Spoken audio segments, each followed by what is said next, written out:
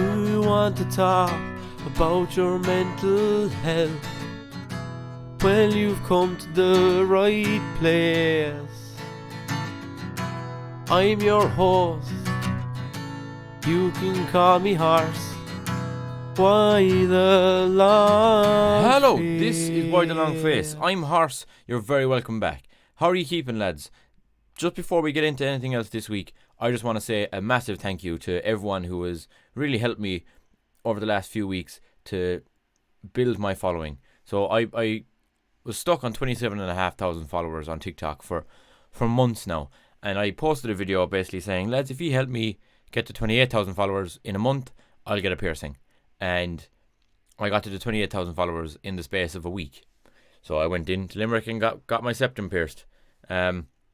And it was just phenomenal, and the following has kind of continued to grow. It has gotten way bigger even over the last few days, which I'm fucking ecstatic about. So, like, lads, genuinely from the bottom of my heart, thank you very much. And also a very quick shout out to Siobhan from the Hunt Museum in Limerick, who messaged me and asked me that I want to do a photo shoot out the front with the horse statues that they have, and then they posted it all over their social medias, and that was great exposure for me. So Siobhan, thank you very much. You're an absolute legend.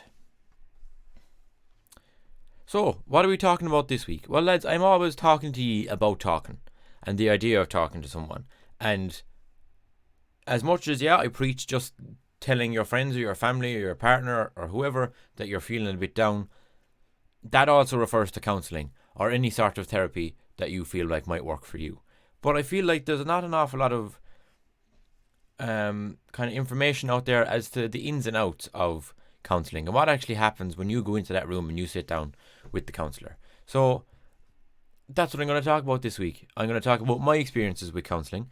We're also going to have a chat with a qualified counsellor. And so between the two of us, I hope that you'll get some sort of indication as to what happens during counselling, and maybe it might alleviate some fears that you have or some of the anxieties you have around going to counselling. So, since I was 19 to now, I've been with 5 different counsellors. It's never that I didn't get on with any of the counsellors, or it was never that the work that they were doing wasn't working for me, or anything like that. It was just different circumstances at different times, and kind of who was around the area, who was available to me at those times. So when I was 19 was when I first went to talk to someone, but I didn't have a clue about how do you go about finding someone, where do you go, what happens. And so I just went to my doctor, because it was the only person I could think that would possibly have any indication outside of my parents. I didn't really want to tell my parents until I had something booked, kind of a thing, which kind of worked against me, because so I think I've told this story before, but I'll tell it again.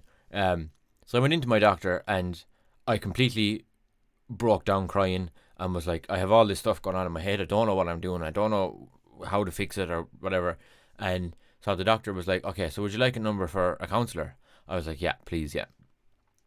So I was taking a few minutes to try and catch my breath or whatever. And the doctor was on the computer. And then they started laughing. And I was sat here thinking, why the fuck are you laughing at me? I have just bawled my eyes out inside in your office. What is funny? And she turned around and she said, well, we have a number for a very good counsellor here, but I would assume you probably already have it. Because the number one number that they had for a counsellor on their system was my father. My father is a qualified counsellor, and within the locality at the time, he was the closest one to me outside of about 40 minutes of a drive. But obviously I didn't go to my dad for counselling. So I had to go to this lady who was 40 minutes away. And she was actually a hypnotherapist. And to be fair, I didn't fully realise she was a hypnotherapist until I was there. But I had never done any sort of therapy before, so I didn't really mind giving it a go, kind of a thing. And she was a lovely woman. She was so like, again, as a hypnotherapist, I suppose she'd have to be, but she was so calming and so relaxing. And I would just go in and I'd sit down, and you wouldn't even realise you're under hypnosis until you're kind of coming out of it almost. That was my first experience, and it was so strange. And like the thing with counselling that I have found is that you know all the answers. any of the answers to the problems that you're looking for, you know them. You just don't realise that you know them. I had other counsellors then. I found a counsellor who was more local a few years after that. And then I suppose the counsellor who probably had the most impact on me was actually my college counsellor. So I went in the first day of college after my grandfather had passed away quite suddenly, and I literally went straight away and I was like, I need counselling. I know I do. I was like, is there a student counselling service, or what way does it work? So I was seen within a week, and the way it worked in our college anyway was you would have an initial meeting with a counsellor, and they'd take down all your details and kind of figure out what it was that you wanted to kind of figure out. And then that would get sent to the board, and they would then figure out who the best counsellor was for you, and you would get 6 sessions and then an additional 3 if needed. So the day I went in, my very first day for that meeting thing, I ended up meeting the head of counselling. It just so happened that she was the one that was on that day. And I saw that woman every Friday for the entire year of college. She was an absolute gem of a person. Like, she has impacted my life so much, to the point that I have a tattoo based on something that she said to me. She said once that I'm kind of like an ornate decorative vase because I'm fragile but I'm pretty. And to be fair, at the time I was bawling my eyes out inside in the office, and she said it, and I ended up having a laugh. I can honestly say that every counsellor I have had, I've ended up having a laugh with them during our sessions. Because it doesn't necessarily have to be this negative thing. It doesn't have to be this big scary thing. That you're talking to them, they're talking to you. It's a conversation between 2 strangers. You're just figuring shit out. Like, there's no need for it to be very scary. And then the last counsellor I had, or the most recent counsellor I've had, he might be the last one I have. Who knows? So I'd left college, so I couldn't have access to the college counsellor anymore. I had to pay for counselling now. And again, I didn't have a clue where to go. So I literally just Googled counsellors Limerick, and because I don't drive, I was kind of limited, so I was kind of looking to see, could I maybe do it over the phone, or do it like as a FaceTime or whatever it was. And so this website, mymind.org, came up, and if you're looking for a counsellor, lads, it is the most amazing website, because you can put in the days you're available, the times you're available, and then it'll bring up however many counsellors have sessions available those days at those times, and then you can look through, so you're actually picking the counsellor. It's not like you're just going through a directory and finding a lot of numbers. It has information about all the counsellors. It tells you what they're good at and what they've studied and what their preferred methods are. I think that's brilliant. It's literally like going in and choosing a DVD. You're kind of like, you're looking at the box, you're seeing what takes your eye, what doesn't, what works for you, what doesn't. It's honestly one of the most amazing websites, or that you can kind of get on and take your time with it. Don't rush. Don't just pick the first person that's there because they're available at the time that you want. I wouldn't be here without counselling. I genuinely wouldn't. 100%. Having that external third party who's completely oblivious to all your life, and just being able to tell them everything without judgment and without fear of it getting back to the people that you know, is, to be honest, I can't even describe how beneficial it is. But it's just fantastic. And when I talk with Tim, my dad, the counsellor, who, whatever way you want to say it, later on, I'm hoping that he will give you some more context as to why counselling is beneficial and why it's something that you shouldn't be afraid of. Now, lads, before we have Tim, we're going to break it up. We're going to have movie of the week, but this week's movie of the week is slightly different because it's not a movie at all. I watched the film this week, I ain't gonna talk about it. Movie of the week.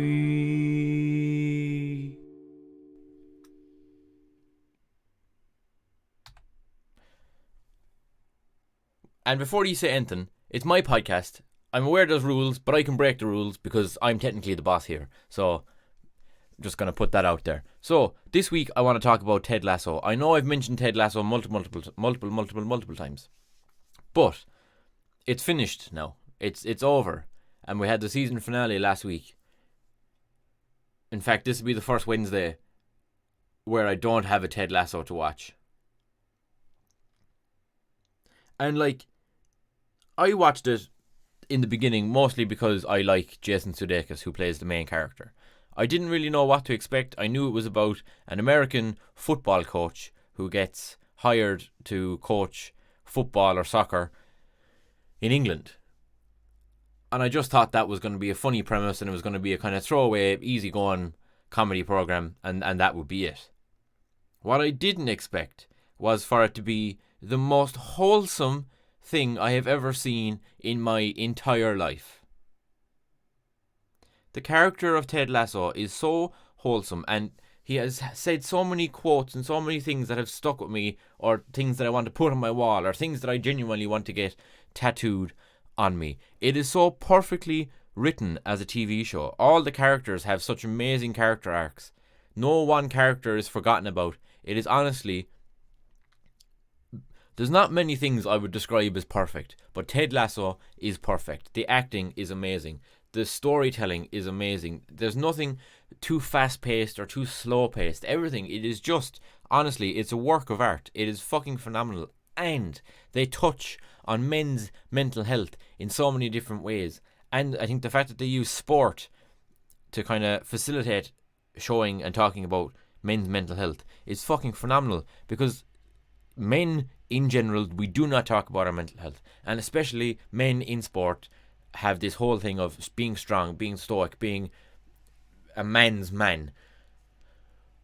And nearly every character at one point or another has some sort of a mental health thing, whether it's depression or anxiety or just fear of not being good enough or like self-doubt or any of these things. And it's honestly, lads, I could talk about Ted Lasso in a whole ass episode of its own. But like I said, like one of my favorite quotes from the whole thing, and it's not even, to be fair, it's not a quote, an original quote. It's a quote by Walt Whitman, but I didn't know it until the TV show. The quote was, "Be curious, not judgmental." Again, I could do a whole episode on that as it is. Lads, you need to watch Ted Lasso. And it's funny. It is genuinely funny. You will be bursting your hole laughing 1 minute and bawling your eyes out crying the next minute. I was in a fucking wreck watching the last 2 episodes. Like, there were scenes where sons and mothers have it out about what they've done right and wrong for their mental health. There's talks of suicide and the effect that suicide has when the person is gone. There is so many things. I genuinely think anyone who has gone through any sort of mental health thing in their life, there will be something within the 3 seasons of Ted Lasso that will resonate with you. Lads, I genuinely cannot say any more, or I cannot say enough about Ted Lasso. Go and watch it. Like I said, I'm after breaking the rules of my own podcast to talk about this. So this week I'm very excited because I have a guest on, and this guest you might know of him. He's been on the podcast before. I suppose the way I know him is that he is my father, but he is also a counsellor. And I think it's very interesting to have him on because I think we talk a lot about like talking to someone and going to counselling, but I think there's probably people out there who don't necessarily understand what counselling is, or the ins and outs of counselling, or what actually happens. So between myself and Tim, we're going to hopefully make it a little bit easier for you to understand what happens when you go to counselling. Tim, thank you very much for being here. Hello, son. I'm very glad to be here. So we'll start off nice and easy. Okay. In your own terms, what is counselling? Well, for me, counselling was always about speaking to the worried well. So not necessarily people who had major mental health problems, but people who had worries and concerns in their life and weren't able to get out of them or get rid of the thoughts that they were having. So just sitting down and talking to somebody and trying to find a way to get through the issues that they were having, find out where they were coming from, and ways of moving forward. I suppose a key part of that too is the fact that you don't know the person you're talking to from both sides. Like, the client doesn't know the counsellor and the counsellor doesn't know the client. So I suppose that helps too, because it's a lot easier sometimes to tell someone who has no connection to the situation rather than telling like a close friend because you feel like there might be a bit of judgment kind of a thing. Yeah, I think judgment is definitely the big thing in that situation, and that's why it's important for the client to feel that they're not being judged. Like you say, then if it's somebody that they know, then they're not necessarily going to reveal intimate information about scenarios that's happening in their lives. And the important thing from the counsellor then is to make sure that they don't judge the person that's talking to them, whatever issues that they bring up, that they just listen to whatever it is that they're talking about. So, say for example, I was looking for a counsellor. I contact you. We organise to have a session, and in this situation, we're not related. Okay, that's good, because I was going to say first of all, I'd say no, I can't do that. So, we're not related. I message you. We organise a session. Can you just walk through kind of what it is that happens within a counselling session so that people have an idea? Okay, so if we go through the old-fashioned kind of scenario where you actually come to see me at an office or whatever, that I'd obviously bring you in, we'd sit down, make sure that you were comfortable, go through some basic information from yourself, some details, some name, address, phone numbers and stuff like that. We probably would mention some serious facts, that if I felt that you were suicidal, that I would have to contact the guards about that. Other than that, then the conversation that we have would be totally confidential. So there'd be nothing would go outside of this room. So once we got through that, I'd also kind of explain that from a counselling point of view, that you as the client would be the one who's doing all the hard work. I am but a facilitator. I'm just here as a sounding board, more or less, because a lot of times, once the client's actually relaxed and talking, they can actually talk through their own problems and realise what their issues are without me having to give any advice or anything. So that's a good scenario to try and get to make sure that the client is really relaxed. And then I give a kind of a metaphor as well to try and help the client see what we're trying to achieve here, to say that we would be like two people up two mountains, that from where I am, where my position that I am in, that I can see things that you can't see, and vice versa. So I don't have all the answers, you don't have all the answers, but we can have the conversation and see where it would lead us. I think that's a very kind of good point as well, is that you don't go to a counsellor for the counsellor to give you the answers. You go to the counsellor to have that kind of neutral party to talk to, so that you can figure out yourself. Because no matter how much someone talks to you, like the client will know more about themselves than you will ever know, regardless of how good of a counsellor you are or not. So I think that's very important, that to understand that if you're going to a counsellor, the counsellor is not the one that's going to, like, quote unquote fix you. It's yourself. Exactly. So there's no magic wand. It's not going to. I can't just say, oh, you're going to be cured or whatever. It is very much like you say, that through conversation, that the client themselves will work out, well, what's their issues, and they can see, maybe even see patterns that are occurring through various things in their lives. So I think it's important that they are able to open up to you through conversation, so that they feel relaxed and they can tell you anything. But by releasing all that information, then it can become apparent as to what's actually happening with them and in their lives, and make it easier for them to recognise what the problems are and what can be done to change those. Not only am I here to talk to you as a counsellor and to kind of explain to people what happens in counselling, but I wanted you to be like and give a very honest view on counselling.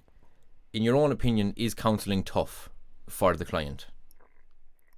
Counselling can be very tough for the client, because all depending on the personality, they may find it very difficult to express how they feel. They may not understand how they feel, so there could be some resistance if, for instance, there is a connection between the counsellor and the client, that they may feel that they're starting to reveal certain things about themselves that they haven't told anyone before, and that can become very uncomfortable for the person. So again, it's all about building the bond between yourself and the client, so that they know that regardless of what they say, that they can say anything, and there will be no judgment. I think after the first session, it's possible that you may be feeling quite good about the counselling session, that you've got a lot off your chest, or you can see that you could be able to tell the counsellor more things. So in the second and third sessions, then when you do start to reveal more stuff, then that may become more difficult for yourself. So you feel as though you've started off with a real high and then it becomes low again. But I think it's generally most counselling sessions would be about approximately 5 or 6, depending on the particular issue. So there would definitely be sort of swings and roundabouts even in that short period of time. Not like, because that's exactly what I was trying to kind of get at. I've experienced that in times where I've been in counselling, where you have the first couple of sessions, like I found the first 1 or 2, I was kind of starting to feel a bit better, because I knew, one, I had this outlet and I was kind of doing something proactively to get my issue sorted. And then kind of session 3, 4 and 5, when I was starting to kind of share more, you would come out feeling almost worse, because it's, especially if it's something that was kind of locked away, you leave then and that's at the forefront of your head. One, the fact that you've kind of brought it up, and two, you're like, oh my God, I've just told someone that. But again, I wouldn't let the idea that you might feel a little bit worse during the counselling, I wouldn't let that deter someone from going to counselling. No, I feel like that's a natural part of the process. Certainly, it certainly is. I think what you're describing there would certainly be a scenario where you could be emotionally draining from the whole thing. So you may become reluctant to put yourself through that again.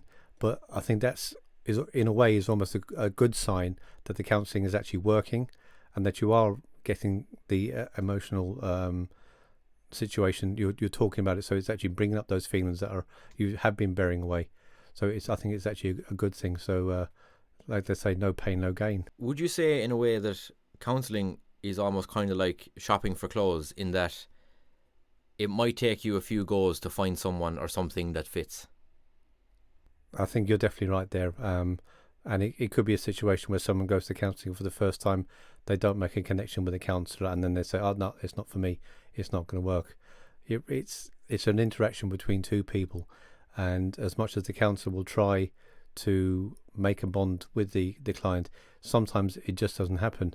So I would definitely say, don't be put off if it doesn't happen the first, second, even the third time. That it is something that you're just waiting for the right person to come along that you feel comfortable with. And it is also possible that counselling may not be for you, but you may have to find an alternative way of talking about the issues that you have. No, yep, that's fair enough. I have one last question for you. I think, again, the general perception is that if you're going to counselling, that you have to be in like the pits of depression or in the pits of anxiety.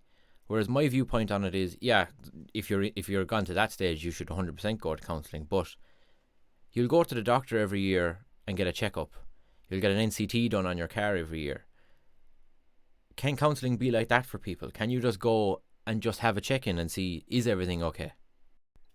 I think that is actually the ideal scenario for counselling. That if you get to a stage where you do that once a year, that you just get a check-in with someone, and at least then you can almost plan and say, well, I've got these few things going on, but I'll just wait till I speak to my counsellor and get that booked in, have a chat about that, and everything should be hopefully everything could be turned around from that, and 12 months down the line you do the same thing again. So I think it is about maintaining your mental health. I think that's we very much take it for granted that that we're all okay, and we try to be stoic, and nothing's worrying us or anything like that. But we will have different scenarios during the year that are going to upset us or cause us issues, etc. So absolutely no problem whatsoever with going to see a counsellor once every 12 months, just to, as you say, have a check-in, see how you're getting on. Tim, thank you very much. I think from this conversation, it's probably a lot more obvious to people where it is I've gotten my understanding from mental health. Is there anything else you'd like to say before we go?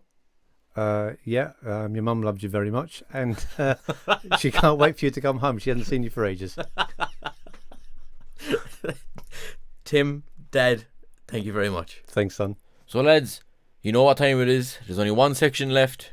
He's really enjoying the sun, and he's some man to eat a bun. It's time for Jambon's Corner.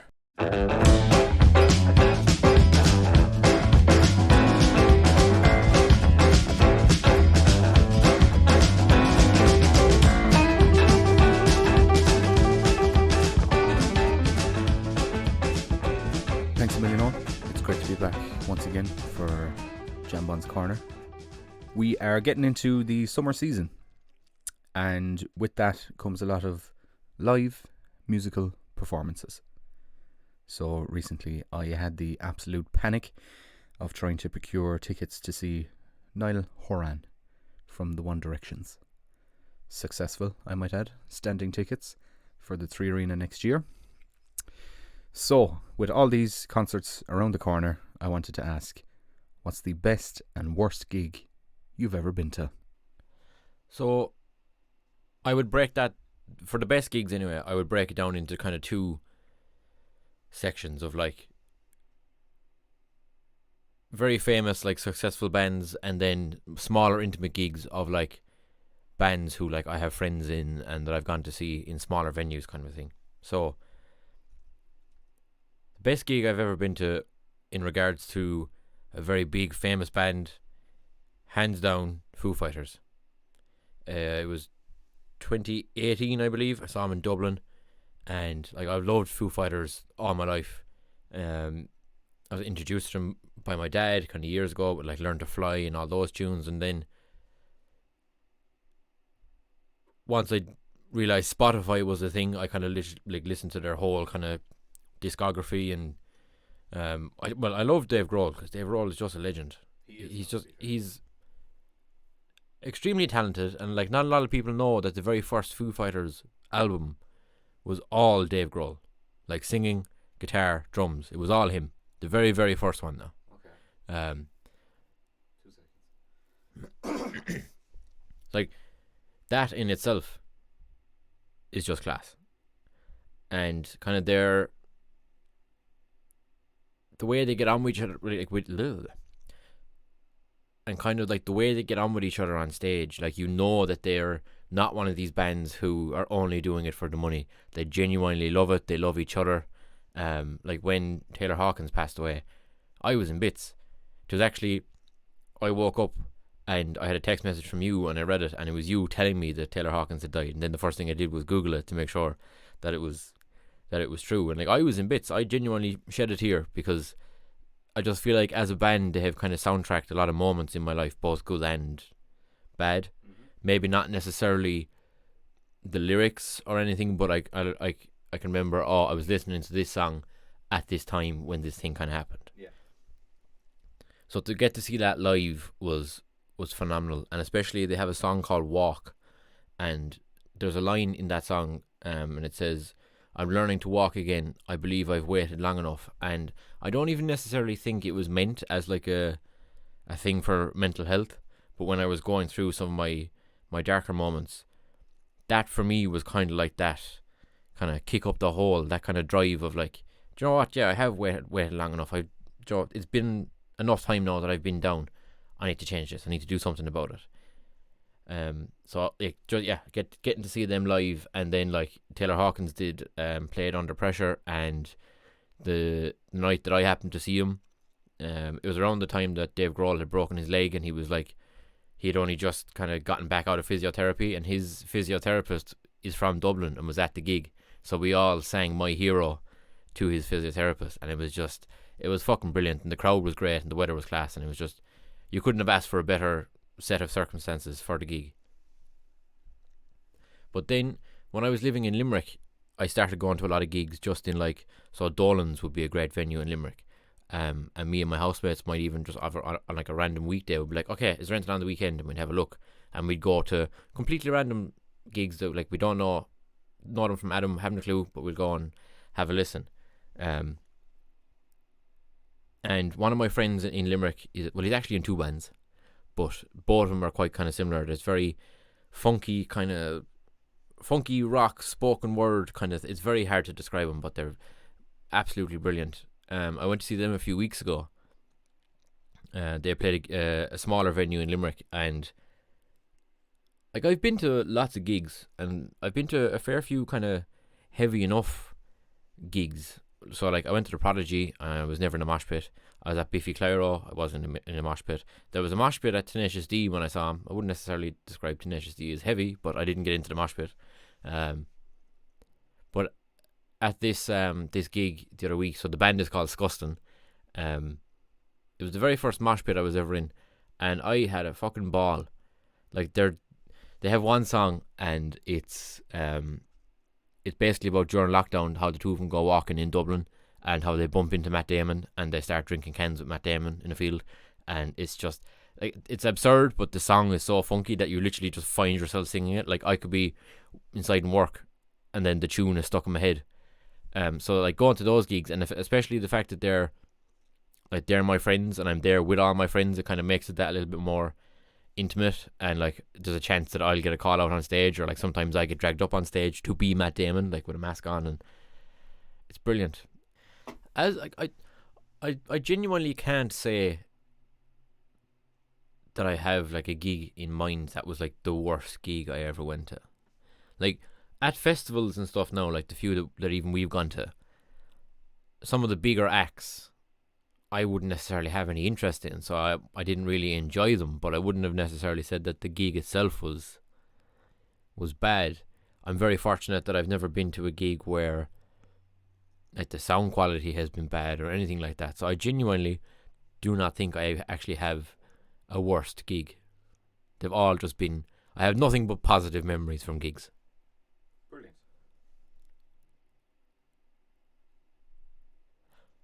What about you? Have you got any worst Hey, whoa, gigs? this isn't fucking horses corner. I'm allowed to ask questions back. This isn't horses roundabout. We have this new setup now where I can look you in the eye when you're talking to me, or I'm talking to you. No, you can't. I can. What's your worst gig?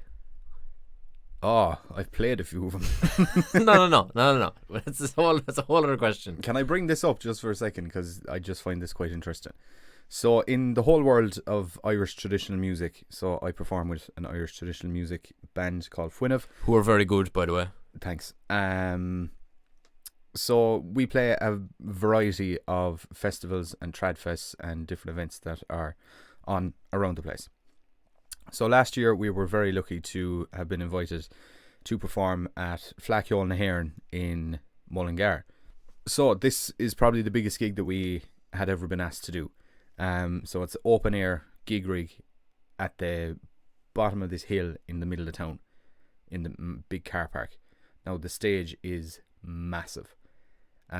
We were very much put in a place of, oh shit, when we saw the stage, because we were like, oh no, we're only 5 people from West Limerick and North Kerry. How are we going to make this work? Like, but anyway, so we were on that stage eventually on the Saturday evening and played our music in front of, we reckon, a couple of thousand people that were there.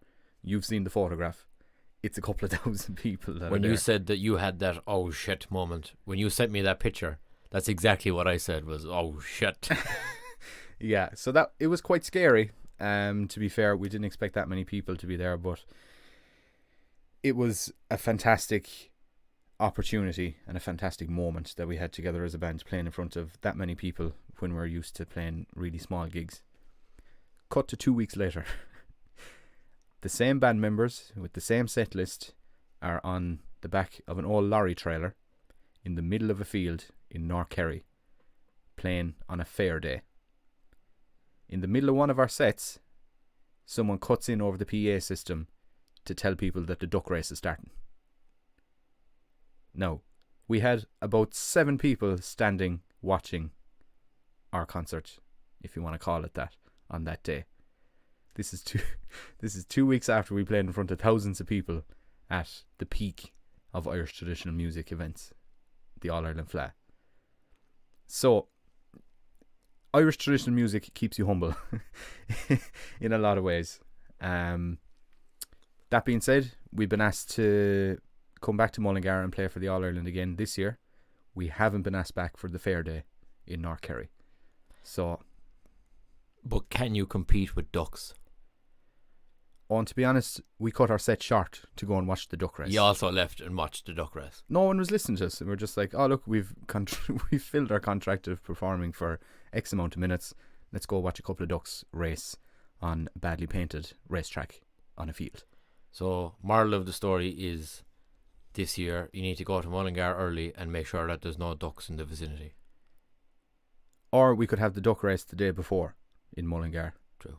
So yeah, if you're in Mullingar for the All Ireland Fleadh this year, we're performing on the main gig rig on the Sunday night at 8 o'clock, which is a better time slot than last year, so we're really looking forward to that. But yeah, if you're a traditional Irish music performer, just know that it'll keep you humble. And also, just so that you're aware, at the Fleadh in Mullingar there may or may not be ducks. Possibly might be ducks. We don't know yet. To be confirmed. Cheers, James. And there we go, lads, another episode done. I hope this week that you genuinely have learned something in and around counselling, how it works, or maybe if you had some anxieties about possibly going to counselling, that some of those anxieties have been relieved. We'll be back again in 2 weeks' time with another episode. I hope you enjoyed the interview aspect as well. That's something I have a few more interviews planned to do, because I think it'll be interesting to not always just have my perspective on things, to have other people's perspectives. So if the interviews are something you like, let me know. If there's something that you don't like, also let me know. For the next few weeks, lads, make sure you're minding yourselves. And if you don't feel like you're minding yourself and managing on your own, please reach out and find a counsellor. And more importantly than anything else, mind yourselves.